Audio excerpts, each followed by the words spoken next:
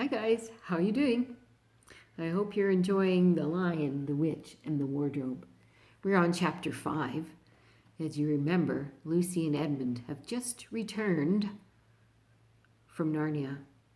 Edmund has met the Queen, Lucy has been with the Fawn, and Edmund's belly is full and sick with Turkish delight. And remember that there's a spell on that Turkish delight that makes him want to have more and more and more, so he wants to drag all his brothers and sisters off to Narnia. Well, let's see what happens in chapter 5, back on this side of the door. Because the game of hide and seek was still going on, it took Edmund and Lucy some time to find the others. But when at last they were all together, which happened in the long room where the suit of armor was, Lucy burst out, "Peter, Susan, it's all true. Edmund has seen it too. There is a country you can get to through the wardrobe. Edmund and I both got in. We met one another in there in the wood. Go on, Edmund. Tell them all about it." "What's this all about, Ed?" said Peter. And now we come to one of the nastiest things in this story. Up to that moment, Edmund had been feeling sick and sulky and annoyed with Lucy for being right, but he hadn't made up his mind what to do. When Peter suddenly asked him the question, he decided all at once to do the meanest and most spiteful thing he could think of. He decided to let Lucy down. "Tell us, Ed," said Susan. And Edmund gave a very superior look, as if he were far older than Lucy. There was really only a year's difference. And then a little snigger and said, "Oh, yes, Lucy and I have been playing, pretending that all her story about a country in the wardrobe is true. Just for fun, of course. There's nothing there, really." Poor Lucy gave Edmund one look and rushed out of the room. Edmund, who was becoming a nastier person every minute, thought that he had scored a great success and went on at once to say, "There she goes again. What's the matter with her? That the worst kind of young kids. They always—" "Look here," said Peter, turning on him savagely. "Shut up. You've been perfectly beastly to Lou ever since she started this nonsense about the wardrobe, and now you go playing games with her about it and setting her off again. I believe you did it simply quite out of spite." "But it's all nonsense," said Edmund, very taken aback. "Of course it's all nonsense," said Peter. "That's just the point. Lou was perfectly all right when we left home, but since we've been down here, she seems to be either going queer in the head, weird, funny, sort of losing her mind kind of thing, or else turning into a most frightful liar. But whichever it is, what good do you think you'll do by jeering and nagging at her one day and encouraging her the next?" I thought, said Edmund, but he couldn't think of anything to say. "You didn't think anything at all," said Peter. "It's just spite. You've always liked being beastly to anyone smaller than yourself. We've seen that at school before now." "Do stop it," said Susan. "It won't make things any better having a row between you two. Let's go and find Lucy." It was not surprising that when they found Lucy a good deal later, everyone could see that she had been crying. Nothing they could say to her made any difference. She stuck to her story and said, "I don't care what you think, and I don't care what you say. You can tell the professor, or you can write to Mother, or you can do anything you like. I know I've met a fawn in there, and I wish I'd stayed there. And all you are beasts. Beasts." It was an unpleasant evening. Lucy was miserable, and Edmund was beginning to feel that his plan wasn't working as well as he had expected. The two older ones were really beginning to think that Lucy was out of her mind. They stood in the passage talking about it in whispers long after she had gone to bed. The result was the next morning they decided that they would really go and tell the whole thing to the professor. "He'll write to Father if he thinks there is really something wrong with Lou," said Peter. "It's getting beyond us." So they went and knocked at the study door, and the professor said, "Come in," and got up and found chairs for them and said he was quite at their disposal. Then he sat listening to them with the tips of his fingers pressed together and never interrupting till they had finished the whole story. After that he said nothing for quite a long time. Then he cleared his throat and said the last thing either of them expected. "How do you know," he asked, "that your sister's story is not true?" "Oh, but," began Susan, and then stopped. Anyone could see from the old man's face that he was perfectly serious. Then Susan pulled herself together and said, "But Edmund said they had only been pretending." "That is a point," said the professor, "which certainly deserves consideration, very careful consideration. For instance, if you will excuse me for asking the question, does your experience lead you to regard your brother or your sister as the more reliable? I mean, which is the more truthful?" "That's just the funny thing about it, sir," said Peter. "Up till now I have said Lucy every time." "And what do you think, my dear?" said the professor, turning to Susan.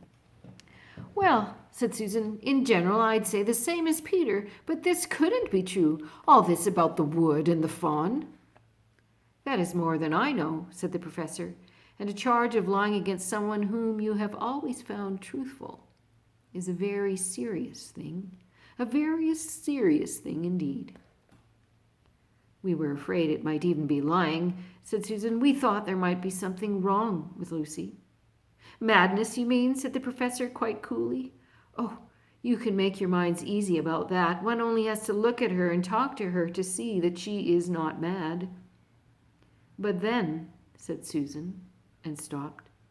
She had never dreamed that a grown-up would talk like the professor and didn't know what to think. "Logic," said the professor half to himself.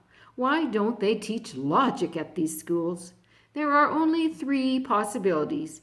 Either your sister is telling lies, or she is mad, or she is telling the truth. You don't know you know she doesn't tell lies, and it is obvious that she is not mad. For the moment then, and unless any further evidence turns up, we must assume that she is telling the truth." Susan looked at him very hard and was quite sure from the expression on his face that he was not making fun of them. "But how could it be true, sir?" said Peter. "Why do you say that?" asked the professor. "Well, for one thing," said Peter, "if it was real, why doesn't everyone find this country every time they go to the wardrobe? I mean, there was nothing there when we looked. Even Lucy didn't pretend there was." "What has that to do with it?" said the professor. "Well, sir, if things are real, they're there all the time." "Are they?" said the professor. And Peter did not know quite what to say. "But there was no time," said Susan. "Lucy had no time to have gone anywhere, even if there was such a place. She came running after us the very moment we were out of the room. It was less than a minute, and she pretended to have been away for hours." "It is the very thing that makes her story so likely to be true," said the professor.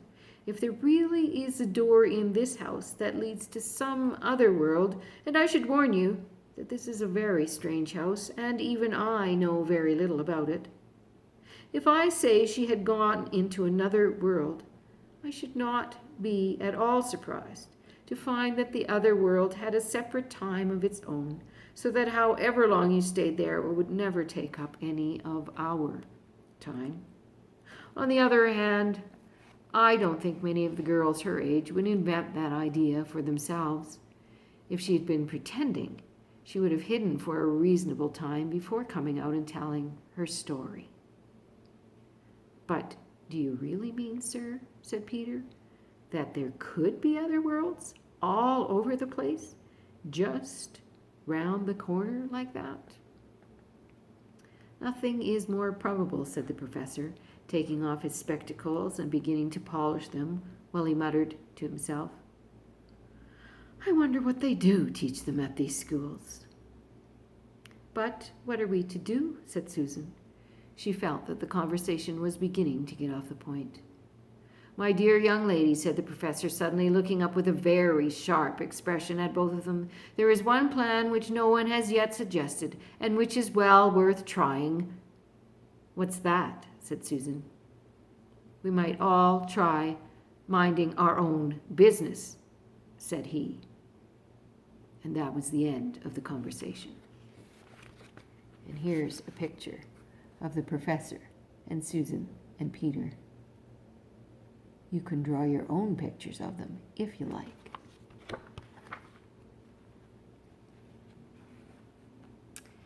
After this, things were a good deal better for Lucy. Peter saw to it that Edmund stopped jeering at her, and neither she nor anyone else felt inclined to talk about the wardrobe at all.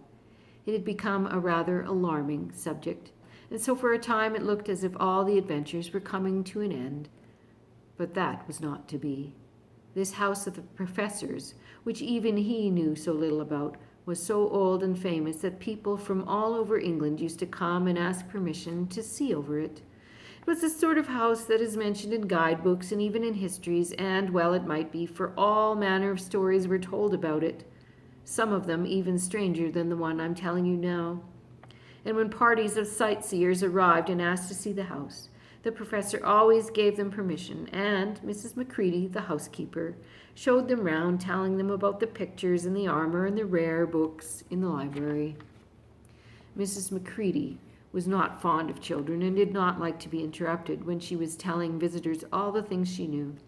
She had said to Susan and Peter almost on the first morning, along with a good many other instructions, and please remember, you're to keep out of the way whenever I'm taking a party over the house. Just as if any of us would want to waste half the morning trailing around with a crowd of strange grown-ups, said Edmund, and the other three thought the same. That was how the adventures began for the second time.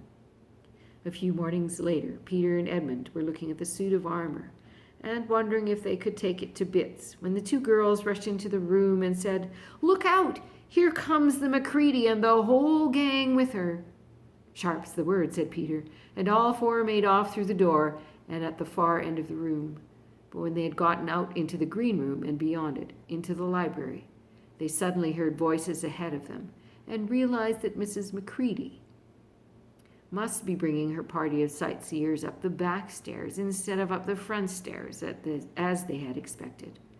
And after that, whether it was that they lost their heads, or that Mrs. Macready was trying to catch them, or that some magic in the house had come to life and was chasing them into Narnia, they seemed to find themselves being followed everywhere until at last Susan said, "Oh, bother those trippers. Here, let's get into the wardrobe room till they've passed. No one will follow us in there." But the moment they were inside, they heard voices in the passage, and then someone fumbling at the door. And then they saw the handle turning. "Quick," said Peter. "There's nowhere else," and flung open the wardrobe. All four of them bundled inside it and sat there panting in the dark. Peter held the door closed, but did not shut it.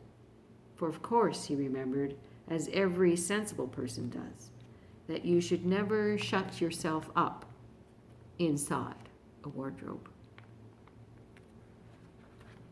Here's a picture of the people coming to the house. And that's the end of chapter 5. But I bet you can guess where they're going to be going next. And we'll see about that in chapter 6. Love you. Bye.